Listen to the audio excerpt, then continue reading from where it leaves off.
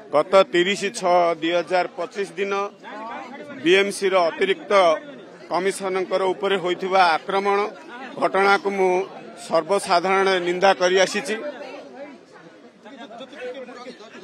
एपरि निंदनीय घटना ग्रहणीय नुहे कि आग को घटिबा कथा नुहे। ए घटना रे मोर कौनसी संपृक्ति नथिबा सत्वे विभिन्न दिगरु मते एवं मो दल एवं आम सरकार को बदनाम करबा पई योजनाबद्ध भावे उद्यम करागला। ओएस एसोसिएशन मध्य एई योजनार शिकार होई मो गिरफ दाबी करी आंदोलन करि आसीछि।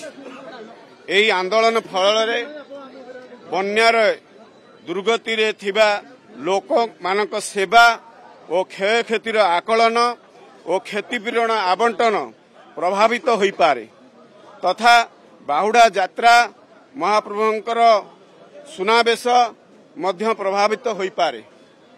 मोर गिरफ्तारी जदि ए सबु समस्यार समाधान ताहाले श्री मनमोहन सामलक नेतृत्व रे भारतीय जनता पार्टी एवं आम सरकार मान्यवर श्री मोहन चरण माझी मुख्यमंत्री नेतृत्व रे ओडिशा सरकार सम्मान और ओडिशा तथा ओडिशावासी बृहत्तर स्वार्थ दृष्टि मु उक्त घटनार तदंत कार्य सहयोग करने जाऊँ।